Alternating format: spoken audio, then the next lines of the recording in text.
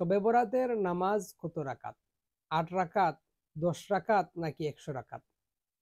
আমরা অনেক সময় দেখি যে আমরা অনেকেই জানি, আবার অনেক সময় আমরা ছোট, ছোট বাংলা কিছু বইয়ের মধ্যে দেখা যায় যে শবে বরাতের নামাজ হচ্ছে এত রাকাত, অমুক, অমুক সূরা দিয়ে পড়তে হয়।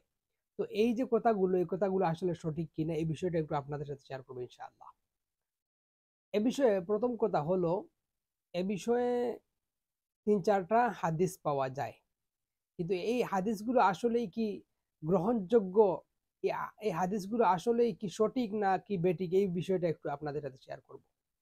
১ম এ আমরা একটা কিতাব দেখব, এটা হচ্ছে আসরারুল মারফুআ, হ্যাঁ? ফিল আখবারিল মাওদুআ। তো সেই কিতাবের মধ্যে ইমাম মুল্লা আল কারি রাহিমাহুল্লাহ তিনি বলেছেন, এখানে পৃষ্ঠা নাম্বার হচ্ছে ৩০৪, যেটা দারুল কুতুব ইলমিয়ার ছাপা। ইমাম মুল্লা আল কারি রাহিমাহুল্লাহ তিনি বলেন, এখানে একটা ফসল উল্লেখ করেছেন যে ওমিন যালিকা হাদিসু সলাতিল লাইলাতিন নিসফি মিন শাবান। অর্থাৎ এখানে উল্লেখ করেছেন মুল্লা আলী কারি রহমতুল্লাহ যে শবে বরাত তথা লাইলাতুন নিসফি মিন শাবানের নামাজ সম্পর্কিত হাদিস। এখানে তিনি কয়েকটা হাদিস, যেমন আহ, ১০০ রাকাতের কথা, এরপর আরেকটা হাদিস আছে ওই ১৩ রাকাতের কথা, এরকম অনেক হাদিস এখানে উল্লেখ করেছেন। উল্লেখ করার পর শেষে বলেছেন وغير ذلك من الأحاديث التي لا يصح মিনহা শাইউন।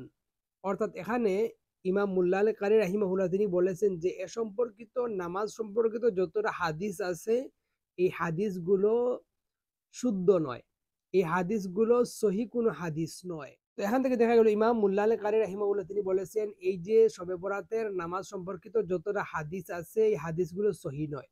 এরপর আমি আপনাদেরকে কয়েকটা কিতাবের নাম বলি, যেমন ইমাম সুয়ুতি রাহিমাহুল্লাহ আল্লাহ আলী আল মাসনুআ, সেই কিতাবের মধ্যে ইমাম সুয়ুতি রাহিমাহুল্লাহ ১০০ রাকাতের কথা, ১২ রাকাতের কথা, ১৪ রাকাতের কথা সম্পর্কিত যে হাদিসগুলো আছে ওই হাদিসগুলো উল্লেখ করেছেন। উল্লেখ করার পর তিনি বলেছেন এই হাদিসগুলো হচ্ছে মাউদু, এই হাদিসগুলো হচ্ছে জাল হাদিস, এই হাদিসগুলো সহি, হাসান বা দঈফ কোনো হাদিস নয়, বরং হাদিসগুলো হচ্ছে জাল। এরপর ইমাম ইবনুল জাউজি রাহিমাহুল্লাহর যদি আল মাউদুআত কিতাবটা দেখি, তাহলে সেখানেও দেখা যায় ইমাম ইবনুল জাউজি রাহিমাহুল্লাহ তিনি এ সম্পর্কিত যতটা হাদিস আছে এই হাদিসগুলোকে জাল বলে উল্লেখ করেছেন। সুতরাং এখান থেকে দেখা গেল যে শবে বরাতের নামাজ সম্পর্কিত যতটা হাদিস আছে সব হাদিসগুলো জাল। এখন কথা হলো, তাহলে কি এই রাতে কোনো এবাদত করব না? অবশ্যই আমরা এবাদত করব। এই রাত্রির পুরো রাত্রি আমরা এবাদত বন্দেগী করব। হ্যাঁ, আমরা পারি, আমরা ১০০ রাকাত পড়ি, আমরা পারি ১২ রাকাত পড়ি, আমরা পারি ১৪ রাকাত পড়ি, কিন্তু শবে বরাতের নামাজ এত রাকাত, সুতরাং আমাকে এত রাকাত পড়তে হবে এরকম কোনো কথা নাই। বরং এটা আপনি যত রাকাত পারেন, ১০০ পারেন, ২০০ পারেন, ১২ পারেন, ১৪ পারেন, যত পারেন আপনি পড়েন, কিন্তু নির্দিষ্ট কোনো নামাজ নাই শবে বরাতের যে এত রাকাত পড়তে হবে, অমুক অমুক সূরা দিয়ে পড়তে হবে। আল্লাহ তাআলা আমাদেরকে এই বিষয়ের উপর আমল করার, বোঝার তৌফিক দান করেন। আমিন। আসসালামু আলাইকুম ওয়া রাহমাতুল্লাহি ওয়া বারাকাতুহু।